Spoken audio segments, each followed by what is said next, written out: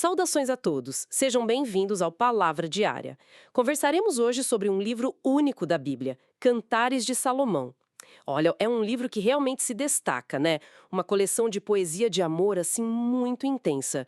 O próprio título original em hebraico, Cântico dos Cânticos, já dá essa ideia, né? Tipo, a melhor canção de todas. Exato. É o superlativo. Embora, assim, tradicionalmente seja ligado a Salomão, que a gente sabe era famoso pela sabedoria, pela poesia, mas a voz principal que a gente ouve nos poemas é a da amada, né? A Sulamita. E também a do amado dela, que é um pastor. Hum, a conexão com Salomão talvez seja mais para indicar que pertence àquela tradição de sabedoria que ele representa, entende? Mas o foco mesmo é no casal. Sim, sim.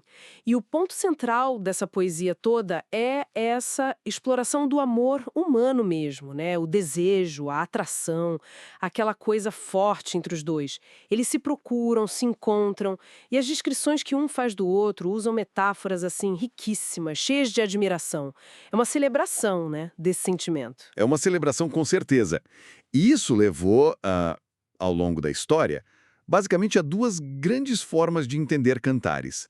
A primeira é a leitura mais literal, Literal. Como assim? vendo o livro como uma exaltação do amor romântico, da intimidade física, mas, claro, dentro do contexto do casamento.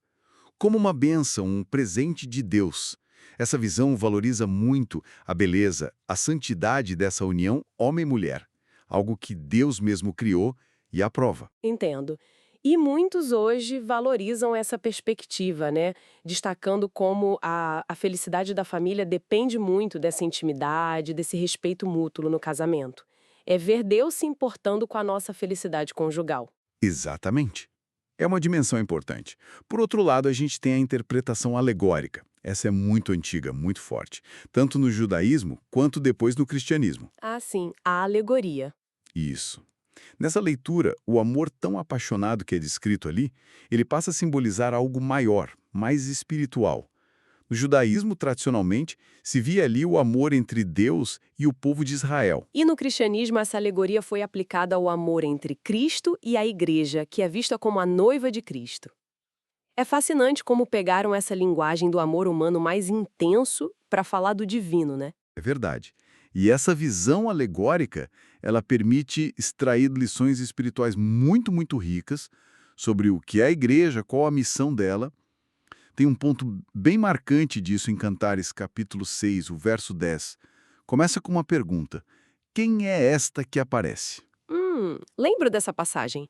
E aí vem 4 imagens poderosas que muitos aplicam à igreja. Vamos ver essas imagens então. A primeira, como a alva do dia. O que isso quer dizer para a igreja? Bem, pensa na alva, né? Ela surge rompendo a escuridão da noite. Assim seria a igreja, surgindo no meio das trevas do mundo, trevas filosóficas, morais, espirituais. Ela traz luz, traz esperança, um despertamento espiritual. É como o amanhecer, né?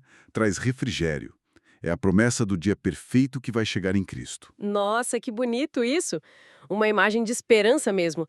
E a segunda, formosa como a lua. A lua não tem luz própria, né? Fico pensando nisso. Exatamente esse o ponto. Assim como a lua apenas reflete a luz do sol, a igreja reflete a beleza, a glória, a luz de Cristo, que é o sol da justiça. E tem mais. As fases da lua, nova, crescente, cheia, minguante, isso pode simbolizar os altos e baixos da igreja na história. Né? Momentos de crescimento, de perseguição, às vezes parece que está escondida, mas sempre caminhando para a plenitude. Interessante. E até aquela ideia da lua influenciando as marés que limpam as praias. Alguns veem aí a igreja agindo como sal e luz, sabe? Tendo uma função de preservar, de frear a corrupção no mundo. Faz sentido. E a terceira imagem, pura como o sol. Como entender essa pureza ligada ao sol? Da mesma forma, a presença da igreja no mundo deve promover santidade, deve gerar vida espiritual. Deve, como o sol, apontar a direção certa e alertar para os perigos espirituais. Entendi. Expõe e vivifica.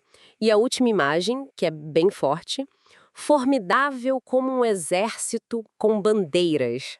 Isso soa bem militante. Representa a igreja militante. Não no sentido de guerra física, claro, mas como um exército em marcha, organizado sob o comando de Cristo. É um exército equipado com armas espirituais, como Paulo fala, para lutar contra as forças espirituais do mal. É uma imagem de força, de ordem, de disciplina e, principalmente, de vitória garantida em Cristo. Marchando sobre a bandeira do Evangelho. Uau! Realmente, essas 4 imagens, quando a gente pensa nelas aplicadas à igreja, dão uma profundidade enorme para esse texto. Então, seja lendo literalmente a beleza do amor humano no casamento, seja nessa leitura alegórica sobre a igreja, Cantares celebra um amor muito, muito intenso. Exatamente. Um amor descrito como forte como a morte, uma chama do Senhor, diz o texto, algo que dinheiro não compra, que nem muitas águas podem apagar. E no fundo, né, tanto o amor humano mais puro, que é um reflexo, quanto esse amor divino simbolizado, apontam para a mesma fonte, o próprio Deus, que é amor.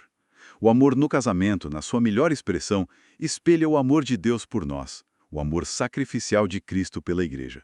Lembra até daquela união perfeita sonhada lá no Éden. Aham. Assim conhecemos Cantares. Convidamos, se inscreva no canal, compartilhe essa mensagem e vamos na leitura bíblica. Vamos firmes. Deus abençoe grandemente a todos.